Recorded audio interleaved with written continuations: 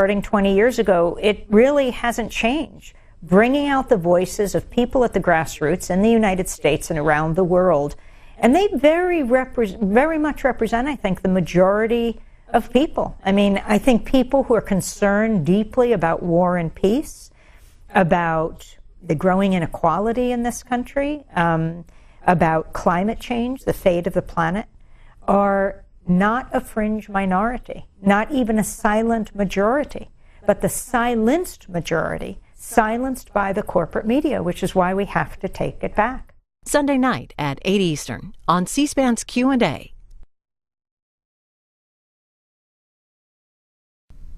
Now the Church Committee 40 years later. This is American History TV, only on C-SPAN 3. Welcome to Real America on C-SPAN 3's American History TV. 40 years ago, in the wake of Watergate, the United States Senate created a special committee to look into the activities of U.S. intelligence services. The committee had a long official title. It was the Senate Select Committee to Study Governmental Operations with respect to intelligence activities. And it quickly took on the nickname of its chairman, Frank Church, and it was best known to history as the Church Committee. The committee met for 16 months. It reviewed more than 10,000 documents. It called 800 witnesses before the committee and its staff. Its legacy includes the creation of the Senate Permanent Select Intelligence Committee, providing ongoing oversight of the intelligence agencies, and the creation of the Foreign Intelligence Surveillance Act of 1978, which we know as FISA. The Church Committee's public hearings were held in the historic Senate caucus room, scene of the Watergate hearings only 2 years earlier. Next, we visit the caucus room to meet Kate Scott, Associate Historian of the Senate, who explains how and why the Church Committee came about and sets the stage for a September 16, 1975 hearing with CIA Director William Colby. The Church Committee was created in January of 1975 by the Senate in response to a series of revelations and allegations about domestic intelligence abuses in the United States. And the Senate created this committee by an overwhelming bipartisan majority, a vote of 82-4, to establish a committee that would examine just this specific issue of intelligence abuses and maybe how they were violating constitutional protections. The Church Committee, to understand the context of the Church Committee, you have to go back to 1970. That was really the first big revelation of domestic intelligence abuses. A whistleblower, a former Army counterintelligence captain, provided details in 1970 in a published account that was published by the Washington Monthly of a nationwide Army domestic intelligence program. Members of Congress didn't know anything about it. It had been secret running for about a decade, and the whole purpose was to monitor political dissent in the United States, those who voiced opposition to the U.S. domestic and foreign policies. So Senator Sam Ervin of North Carolina chaired a committee to look into those allegations in 1971. And then 2 years after that, Sam Ervin again chaired another committee, the Senate Watergate Committee, to investigate allegations of impropriety during the 1972 presidential campaign. And over the course of that investigation, there were new allegations made about the political uses of the FBI and CIA during that campaign.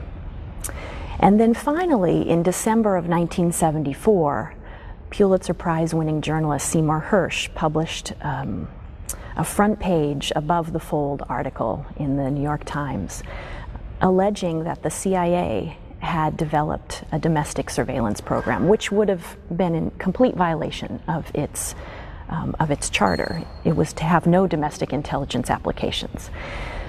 And that allegation came about a month after the midterm elections of 1974, when a large group of so-called Watergate babies were elected to Congress, and many of them had run on a campaign pledge to clean up the executive branch and to come into Congress to provide better oversight of the executive branch. So something like the abuses that were revealed during the Watergate investigation couldn't happen again. So you have a large class of Watergate babies coming in saying we need to change the way that the government's operating. And then you have another revelation, the third one now, to say that there are some intelligence abuses out there and Congress doesn't seem to know much about them. And so in January of 1975, with the swearing in of these new, shortly after the swearing in of this new class, the Senate agrees to create this new special committee. Senator Frank Church is the chairman, that's why we call it the Church Committee. He was at that time an 18-year member. He had served on the Foreign Relations Committee for 18 years. He was a Senate veteran. He had been a prominent, outspoken critic of the Vietnam War. He was deeply involved in issues related to U.S., the use of intelligence abroad. He was himself a former intelligence officer during World War II. He had served as an intelligence officer. So while he had a deep respect for the nature of intelligence gathering and the usefulness of the intelligence community, he was also skeptical about its applications, particularly domestic applications. The vice chairman of that committee was John Tower of Texas. He was a fiery member of the Republican Party. He was a 10-year member of the Armed Services Committee, knew a lot about U.S. intelligence operations, and was a little bit skeptical, a little bit concerned about how the Senate could investigate these sensitive national security issues without revealing national security secrets. So he later boasted that he was put on the committee to make sure that this didn't become a sort of media extravagant, that didn't become a sensational event, and in some ways to protect the intelligence agencies. That's really the origins of the Church Committee. Could you tell us a little bit about some of the other members? Were these well-known people at the time? Yeah, they were. Some of them were, and some of them weren't. The two Senate leaders, Mike Mansfield of Montana was the majority leader, and Hugh Scott of Pennsylvania was the minority leader. And they wanted to create a committee comprised of members with a good deal of experience with these issues, like Frank Church and John Tower, but they also wanted to acknowledge that the Watergate babies were particularly interested in approaching some of these topics in new ways.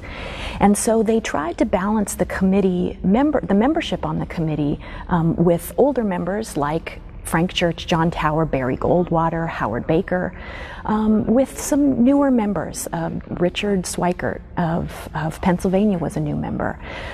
Gary Hart, of Colorado was a newly elected member of this Watergate baby class. And they had an interest in these issues and very much wanted to look into them, and they were also new members of Congress. So it was a recognition that maybe we needed a new, fresh approach to some of these challenging issues that the country was confronted with. In a moment, we're going to see the testimony of CIA Director William Colby from September 16th, 1975. Mm-hmm. At that time, was it unusual for the CIA director to testify in a public hearing? It was.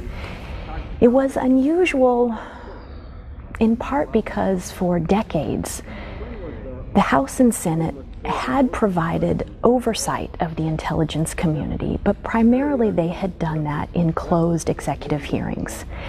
And that was for a number of reasons. The primary reason was that they believed that they didn't want to provide opportunities in a public hearing where information that was classified might be revealed and therefore undermine the security of intelligence methods or practices.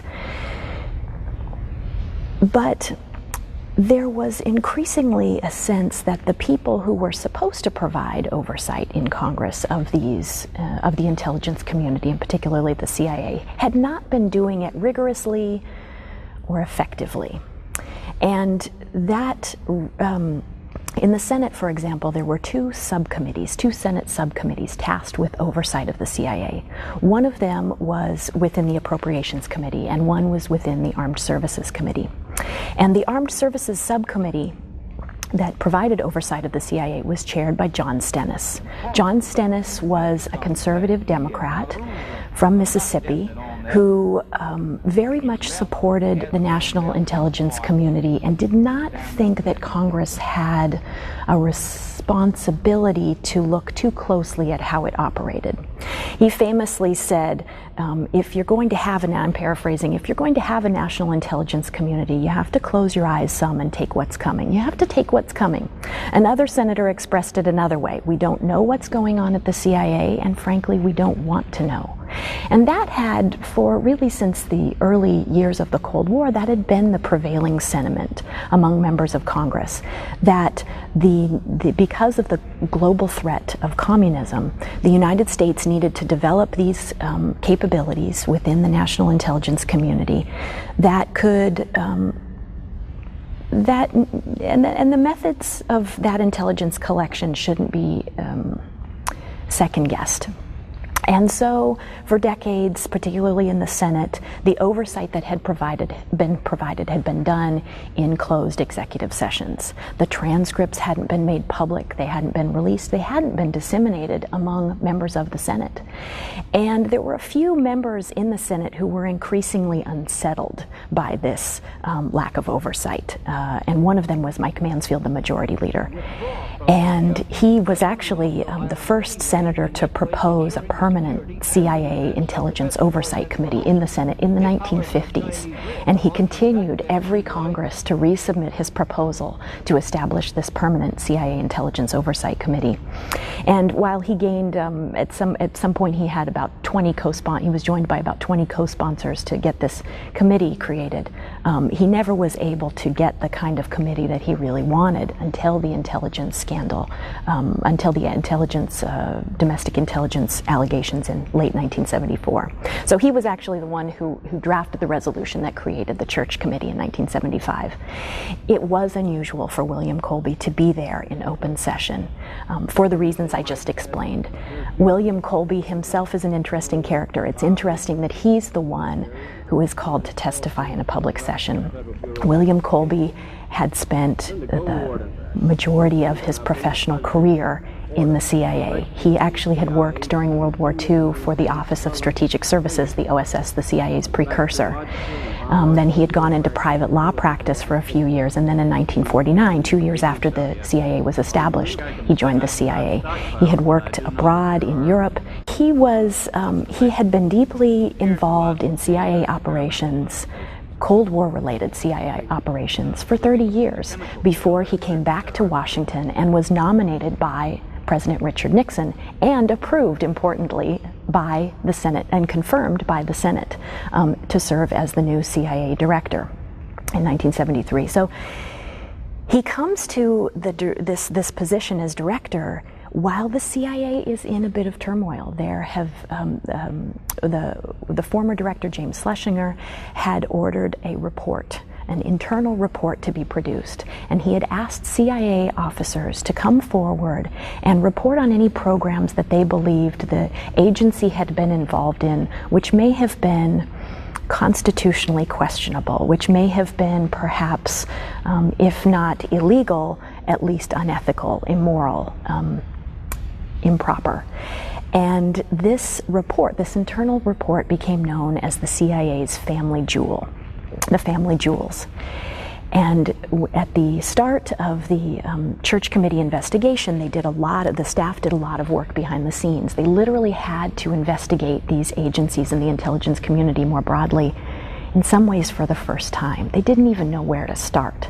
Well, luckily, fortunately for them, William Colby provided them with a copy of this internal report, The Family Jewels. And it provided them basically with a roadmap. They could begin to sort of map out what the CIA had been doing and begin to look deeply into some of these cases of improper behavior. William Colby, of course, was firmly committed to the CIA and its intelligence operations. He was concerned about some of the activity that the agency had been involved in. He was concerned about political pressure coming from the White House during the Watergate era. He wanted to ensure the strength of the CIA moving forward, and so While he faced a good deal of criticism, both from within the CIA and from outside the CIA, even from former intelligence officers, for cooperating with the Church Committee investigation, he thought that it was the best way to strengthen the agency moving forward. And I would characterize his cooperation as limited. He wanted to cooperate with them in the sense that he did provide them with some materials that they needed, but he also created a sort of liaison operation within the CIA itself to manage the relationship with the Church Committee. So the Church Committee, the staff of the Church Committee would make requests for documents that were necessary to build their story, and the CIA would push back. Well, we're not sure we have that material. Well, why do you need that material? Always asking follow-up questions, and by doing so, further delaying the Church Committee's ability to dig into these stories and sort of get the big picture. So he did receive a lot of criticism. He received a lot of criticism for working with the committee, but he did manage to restrict that cooperation in some important ways. And as you speak with the staff, the former staff, you'll recognize they'll speak about the frustration that they experienced trying to get information from the CIA. So now from September 16th, 1975, here's Paul Duke of PBS introducing about a 40-minute portion of the CIA hearing. William Colby will be testifying first, and then once that's over, we'll get some thoughts from you. Thanks. The senators seemed unimpressed. Perhaps it was because they already knew too much. Each senator arriving with a fat, orange-colored notebook crammed with classified material about the CIA, all marked top secret. After 5 months of closed-door investigation, of talking in private with intelligence agents and officials, most of the senators now agree with Chairman Frank Church that the CIA has indeed been a rogue elephant out of control.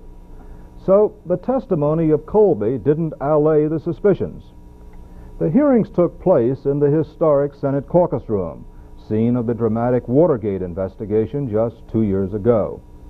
The press was back in great numbers today, but not the public.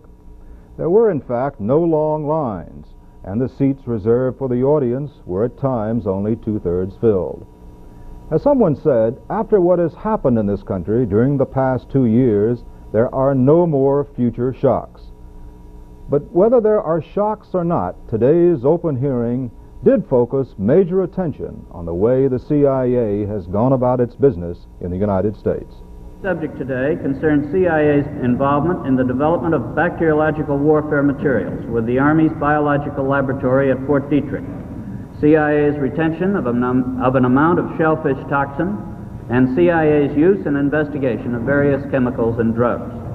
The relationship between the CIA and the Army Biological Laboratory at Fort Detrick as an activity requiring further investigation surfaced in late April of this year.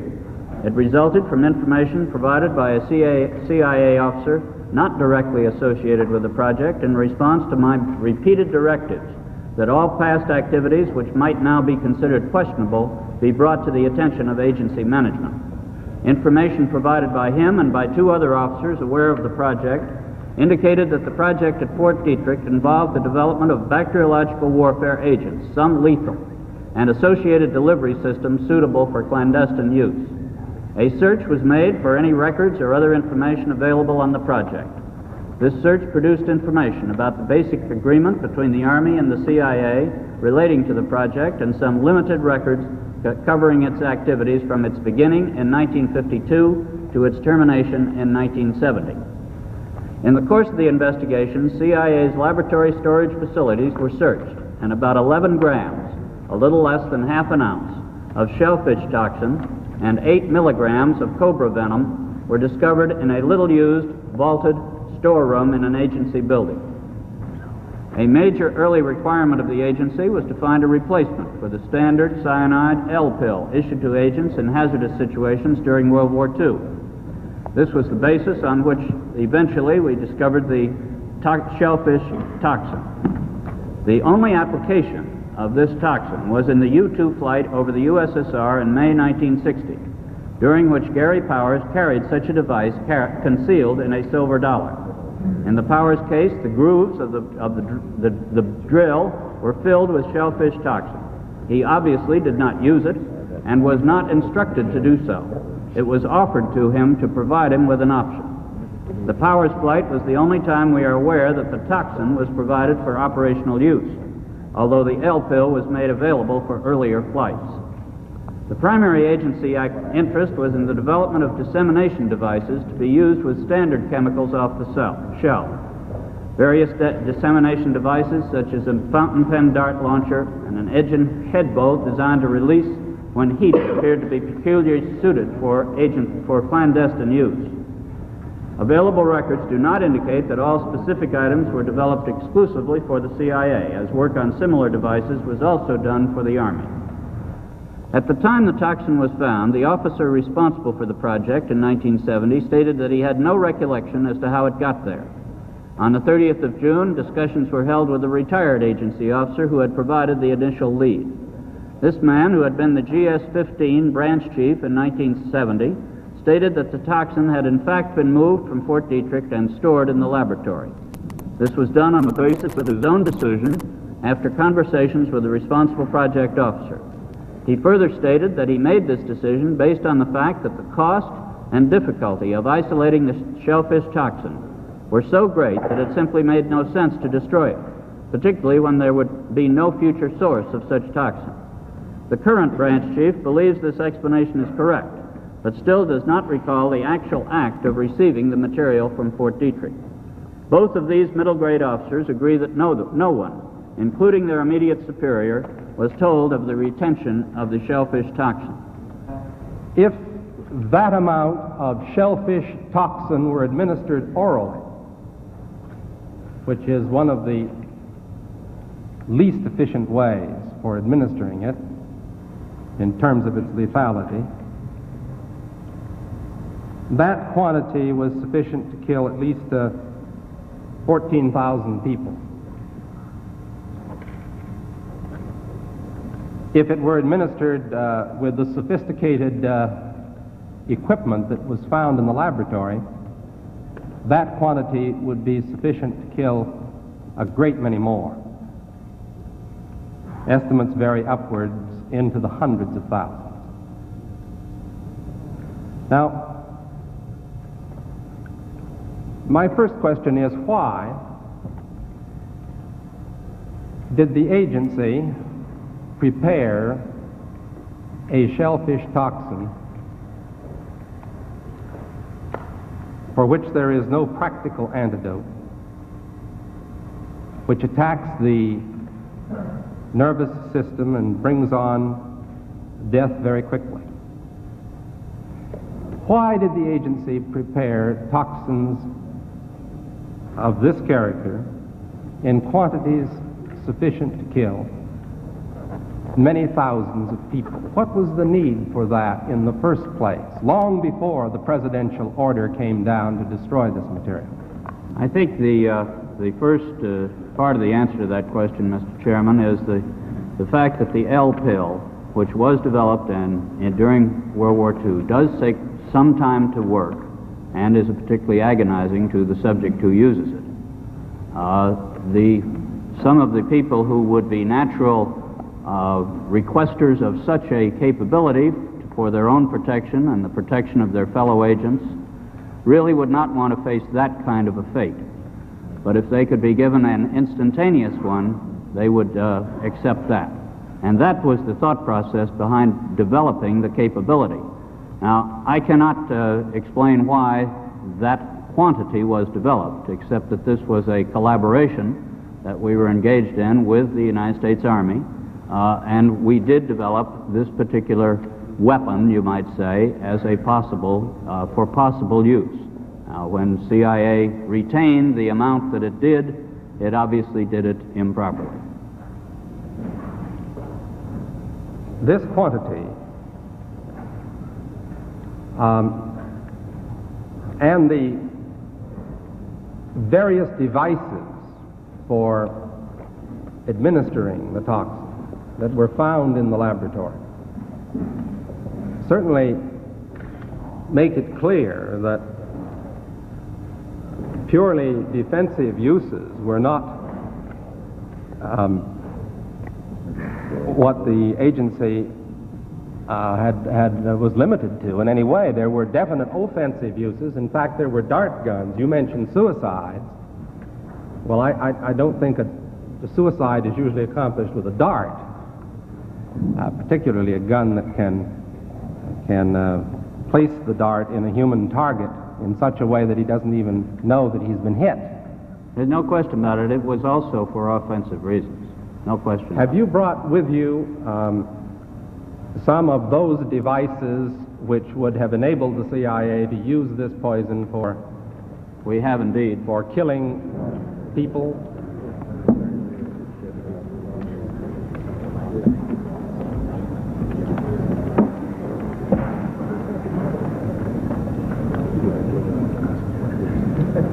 Don't point it at me.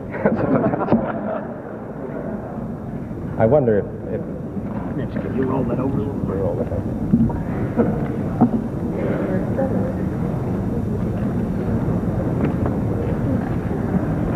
Now, does this pistol fire the dart? Yes, it does, Mr. Chairman. The round thing at the top is obviously the sight. The rest of it is what is practically a normal 45, although it's special. However, it works by electricity. There's a battery in the handle, and it fires a small dart. So that when it fires silently? Almost silently, yes. Very little. What range does it have? 100 meters. 100 meters, I believe, about 100 yards, 100 meters. About 100 meters range. Right. And the dart itself, when it strikes the target, does the target know that he's been hit and about to die? That depends, Mr. Chairman, on the particular dart used. There are different kinds of these flechettes that were used in various weapon systems, and a special one was developed which potentially would be able to enter the target without perception. Without perception. Right. And did you find such darts in the library, in the laboratory? We did.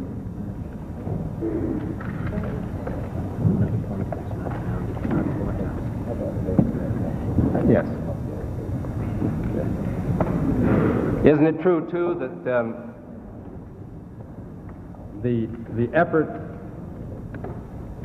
not only involved designing a gun that could strike a human target without knowledge of the person who'd been struck, but also the toxin itself would not appear in the autopsy? Well, there was an attempt. Or the dart? Yes, so that there was no way of perceiving that the target was hit. As a murder instrument, that's about as efficient as you can get, isn't it? It is a weapon, a very serious weapon. This record seems to disclose an additional concession, namely the lack of accountability, so that we not only have a secret agency, but we have an agency about which there's some question as to its accountability to the authority of the President or to the authority of the National Security Council. The record seems to disclose that there is no presidential or Security Council order in the first place directing the CIA to establish this program at all. Secondly, there appears to be no report by the CIA to higher authority of the existence of these toxins or biological weapons. Thirdly, there seems to be no evidence that those in charge of the CIA inquired of subordinates as to the existence of toxins or biological weapons, or that following the presidential order decreeing the destruction of such toxins, that any formal order went forth within the CIA to require their destruction.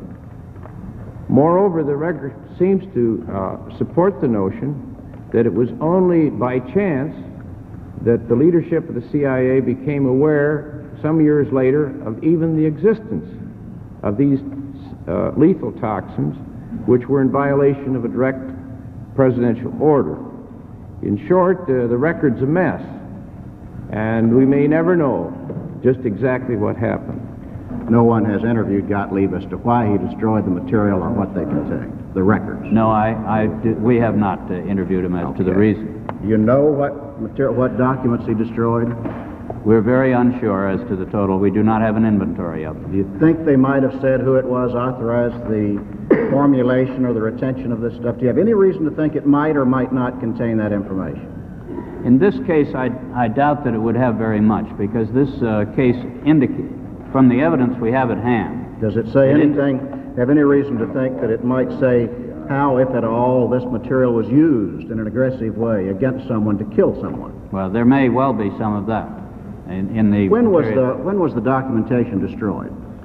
In 1973. It didn't happen to be destroyed at the same time those tapes at the 1972. 1972. 1972. When in 1972? In November, I believe it was. In November of 72. Do you have any idea what volume of records were destroyed? I do not know. Do you know who authorized the destruction, if anyone? As I said, there was a memorandum of agreement between the director and Mr. Gottlieb at that time. And the director at that time was? Mr. Helms.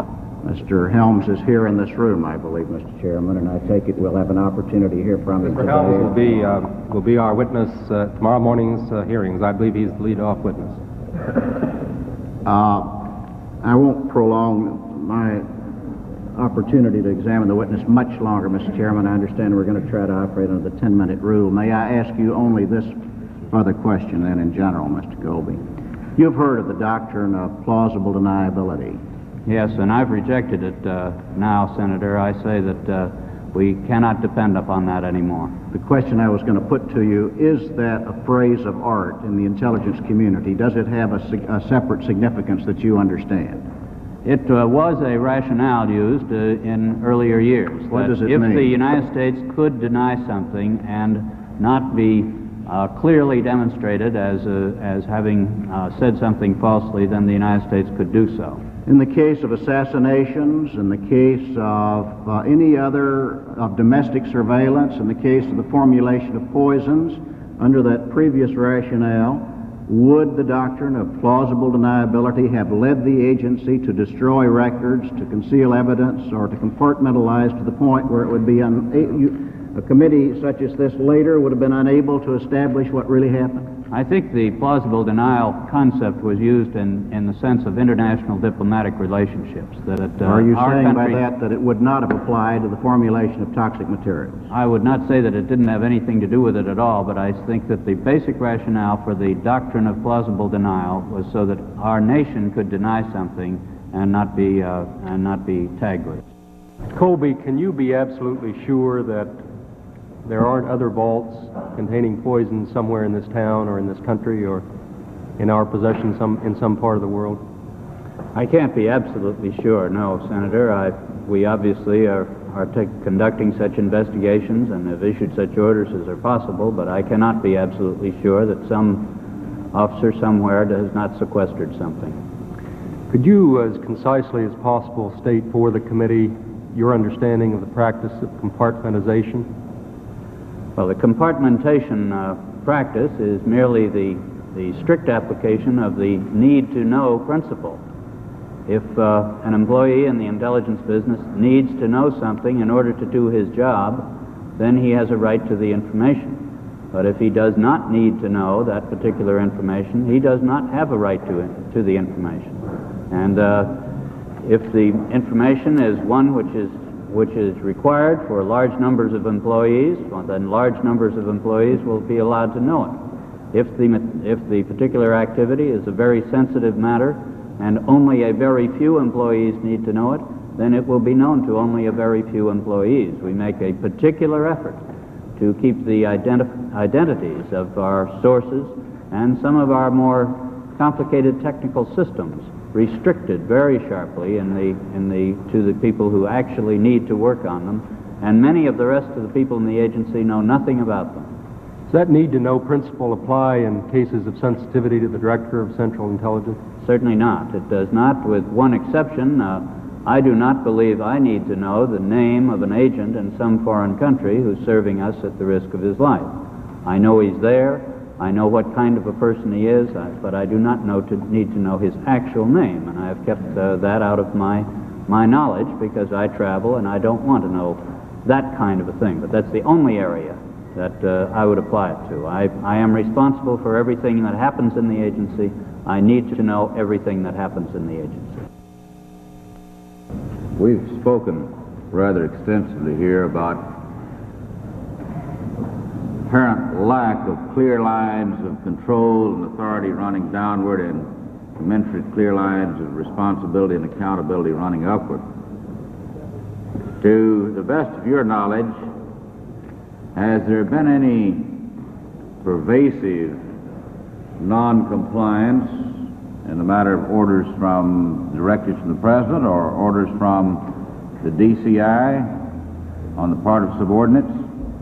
In other words, has this reached a greater proportion than might even have been revealed here as a result of our discovery of a very, I think, significant instance of insubordination? If indeed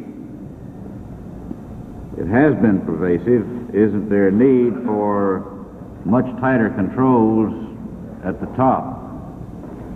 Senator Tower, I believe that we are really, we have in CIA a very tight discipline. I'm not saying it's total, obviously. It did not work in this case.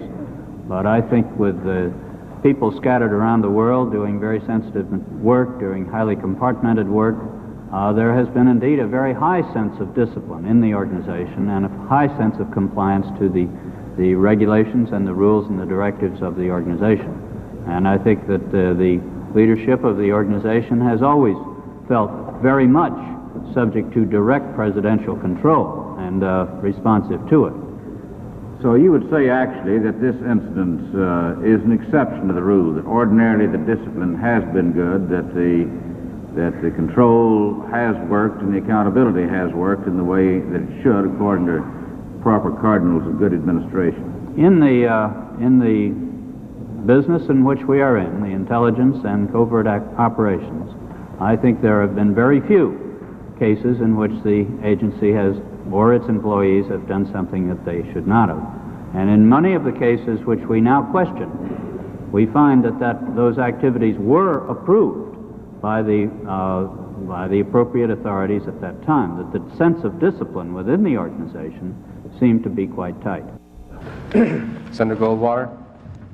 Thank you, Mr. Chairman. I only have one question, Mr. Colby, but I have a short statement I'd like to make to you.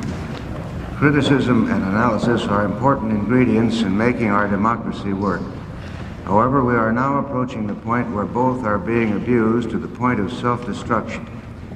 I submit we must get out of the morass of doubt and pessimism into which we have sunk. We must not let the quarrels of the past interfere with building for the future. A tidal wave of criticism has swept over the intelligence community of our country, much of which is mistaken or unwarranted. The damage is severe. If continued, its survival is uncertain. Before this committee have appeared men of the CIA, both on active duty and retired. All have been impressive because of their dedication and loyalty. Nothing we have heard detracts from the reputation of the CIA as a highly competent organization. The men and women of the CIA are doing a great job under very trying conditions. And I say to them, as our nation gets back on course, I believe there will be change for the better, and ask you to hold on until that happens. You are never more needed by this country than right now, and as one American, I'm proud of you. To those young people who may be looking for careers and who have a desire for public service, I can think of no better way to serve your nation than as an intelligence officer. Many skills are required to keep the CIA a useful and productive organization. Continuity is vital to America. Now, Mr. Colby. Senator Goldwater, if I may, on behalf of our employees, thank you for that statement. They are under a lot of pressure these days, and they will appreciate that. Well, the question I have to ask you, have other countries developed bacterial warfare ability? Oh, certainly, Senator. That is one aspect of bacteriological warfare that the President's directive in 1969 and 70 tells CIA to continue, and that is to follow the activities of other nations. We will see the capabilities and activities of other nations in this field. And we have some officers who do follow these activities abroad, and they are quite general. There are some very dubious areas where we're just not sure of what the actual capabilities are in some respects. But we do follow it indeed, and there is extensive effort done by other nations in this line. But you are now prevented from... No, we can follow the foreign ones. There is no problem with that. But can you do anything to offset them? Well, I think the defense against those possible things is a matter for the Department of Defense, Senator. You feel you're safe in that field? Well, I think in collaboration with the Department of Defense and advising the Department of Defense of foreign developments in this area, we are giving them the basis for developing such defensive efforts as we need. Thank you. That's all I have, Mr. Chairman. Thank you, Senator Goldwater. Senator Morgan.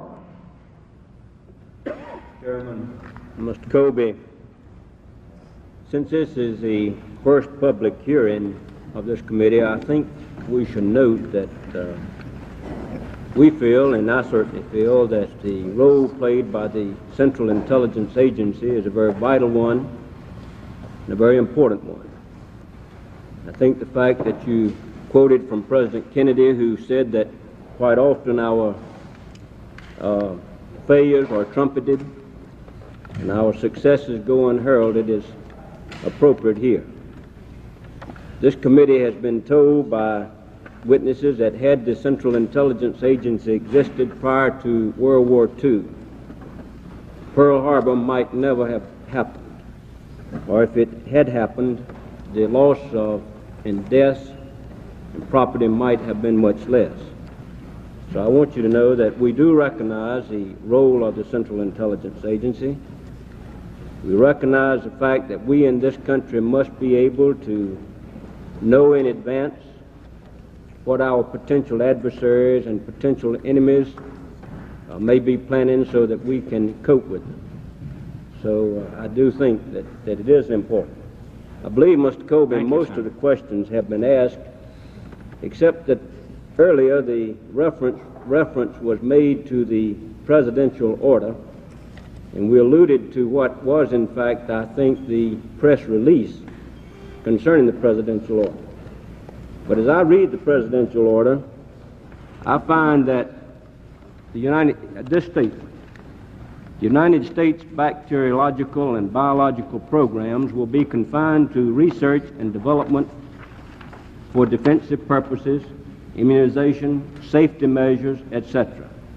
This does not preclude research into those offensive aspects of bacteriological, biological agents necessary to determine what defensive measures are required.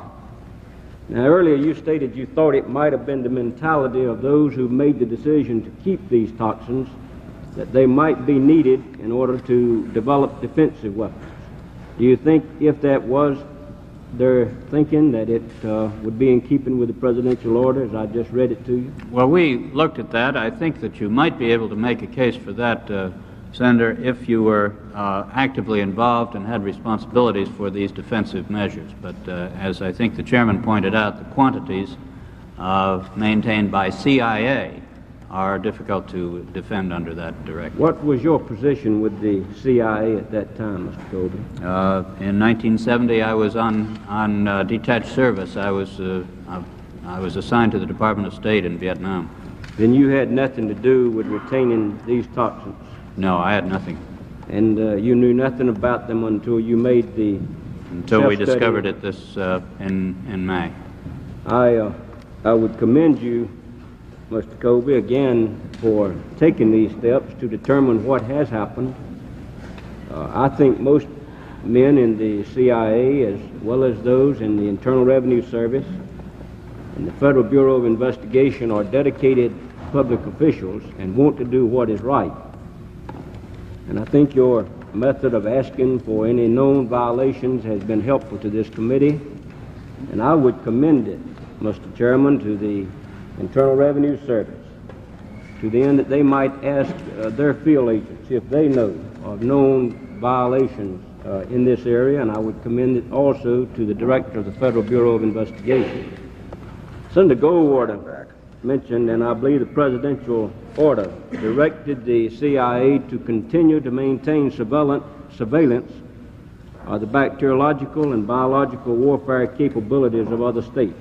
You say you have done that. We do so, yes, Senator. Are you in a position to tell this committee whether or not other states, and especially potential adversaries or enemies, now have stockpiles of such toxins? I don't think I can say much about stockpiles, but I do know that there are installations which appear to us to be experimental stations of some sort.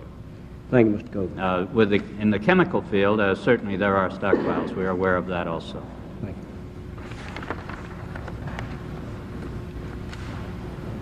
you. I have no further questions. Thank you, Senator. Senator Mathias. Thank you, Mr. Chairman. Mr. Colby, some of America's greatest victories and some of America's greatest defeats have represented failures of intelligence. Trenton and Antietam, Pearl Harbor, I think all illustrate the vital necessity of intelligence. A year ago, just almost exactly a year ago, when Senator Mansfield and I introduced the legislation which has resulted in this investigation, we had that very much in mind. We wanted to be sure that we had the best intelligence system which was available. But I think we also had in mind John Adams' warning that a frequent recurrence to the principles of the Constitution is absolutely necessary to preserve the advantages of liberty and to maintain a free government.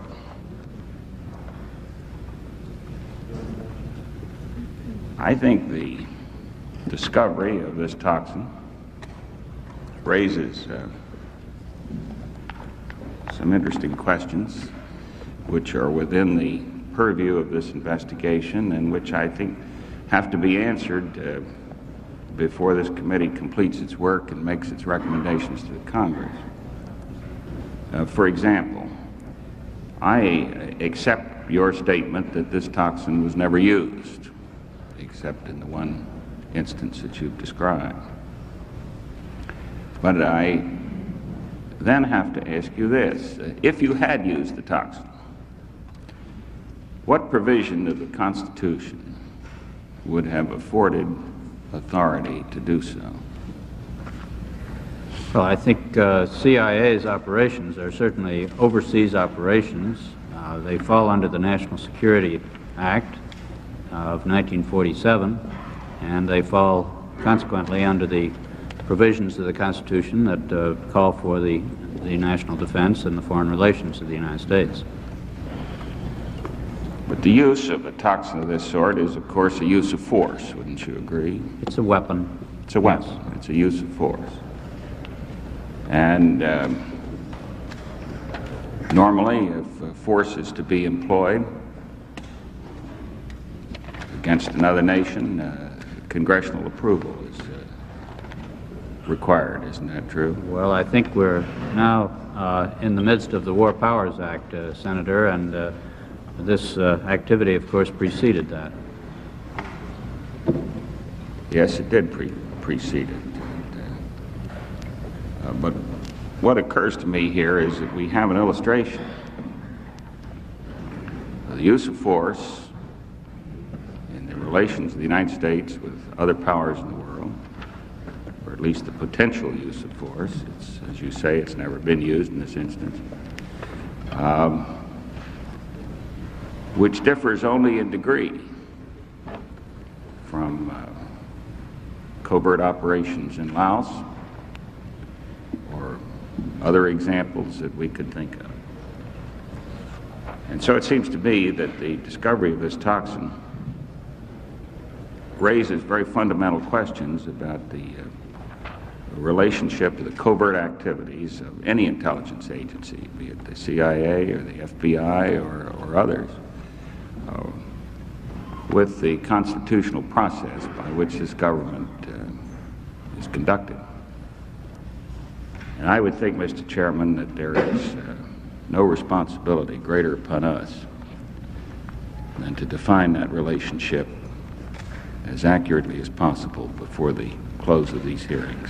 Thank you. It is, of course, contained within the amendment to the Foreign Assistant Act passed last December, which now requires that any activity of CIA other than intelligence gathering abroad shall be found to be important to the national security by the President and shall be reported to the appropriate committees, and that includes 6 committees of the Congress at this time. This is a statutory provision which we are in compliance with. And let me say, Mr. Colby, I agree with you. Let me say that this imposes responsibilities on the Congress that I don't think we've always discharged very well. I can recall members of Congress who recoiled from responsibility of knowing what was happening. Members of Congress who said, "Don't tell me, I don't want to know."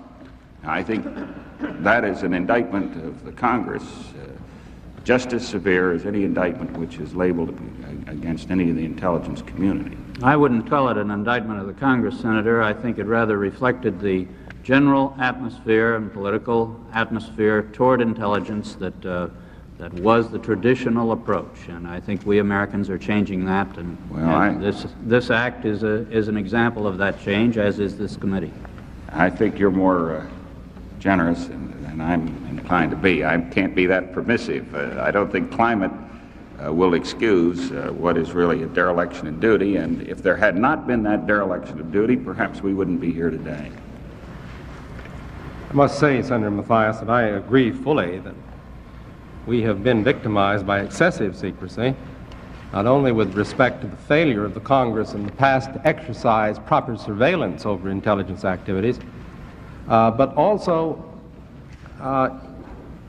excessive secrecy has created this kind of mischief within the executive branch. Here we have a case where the very methods of secrecy concealed for 5 years an act of insubordination within the CIA that came to light only by the happenstance that Mr. Colby, the present director, asked the agency if they please wouldn't tell him what's been going on that's wrong.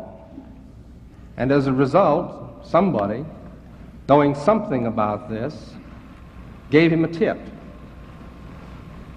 as a result of which he then conducted an investigation that led to these disclosures. So I believe that the internal workings within the agency itself are a matter that we must look at very closely to be sure that this kind of thing doesn't happen again if it can be prevented. Excessive secrecy may have victimized this agency as well as the Congress. The Senate hearing we've just been watching took place inside this room on September 16th, 1975. Mm-hmm. Kate Scott, at one point there was a poison dart gun passed from William Colby to the senators. There was a bit of criticism that the committee used that weapon, that it was used, people argued, as a kind of prop, and it sensationalized a very serious subject.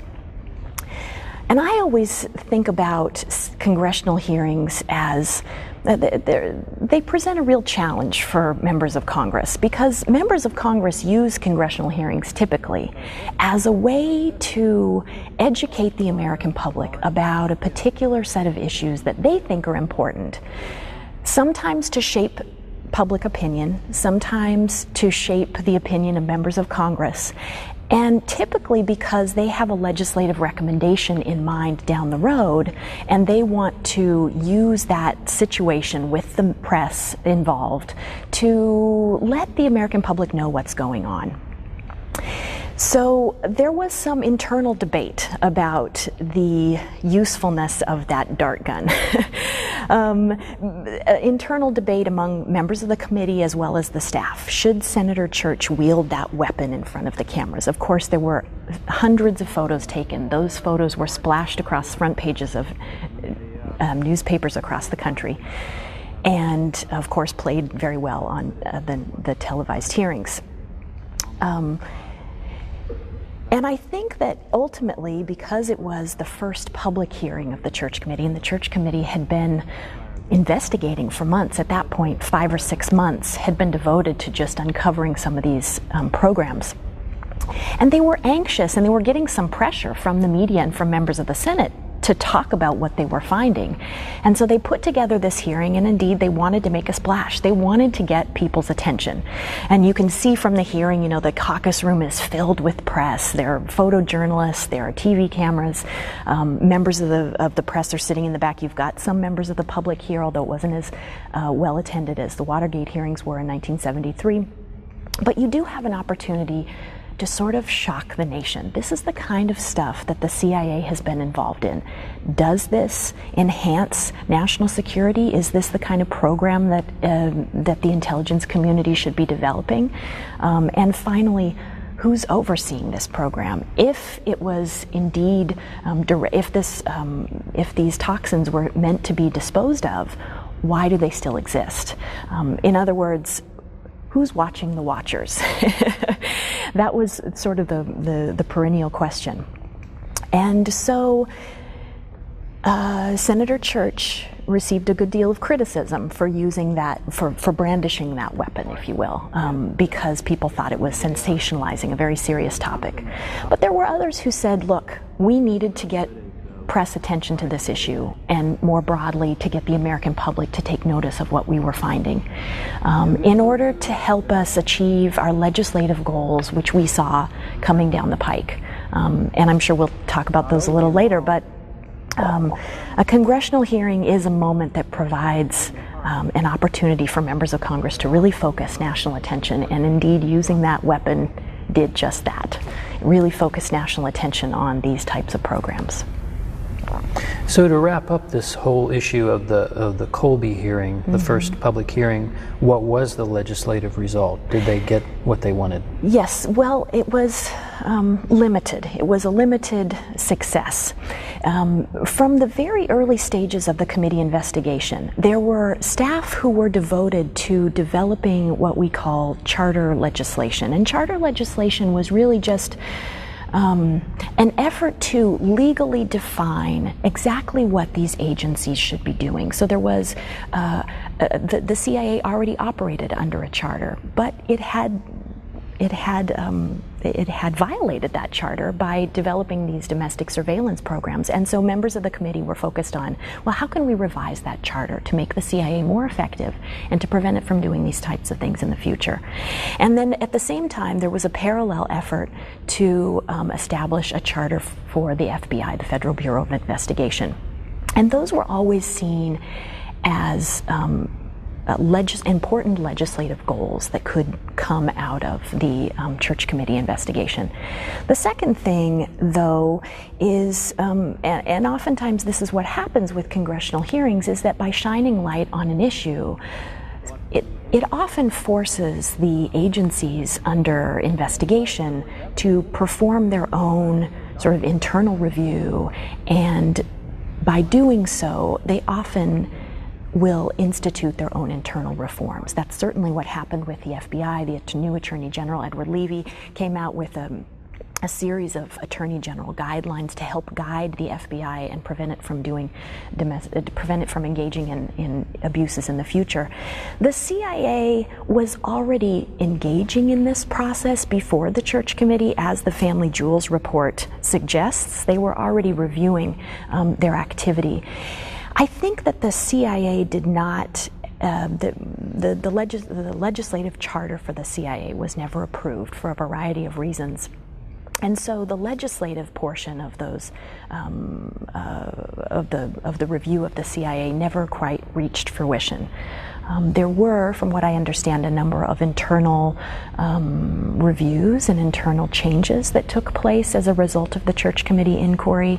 And then later, the Congress establishes the CIA Inspector General position in order to provide consistent internal oversight of the agency. And that person, of course, the IG, has to report to Congress about what it finds, about what he or she finds to be the problems internally. Well, Kate Scott, thank you very much. Thank you.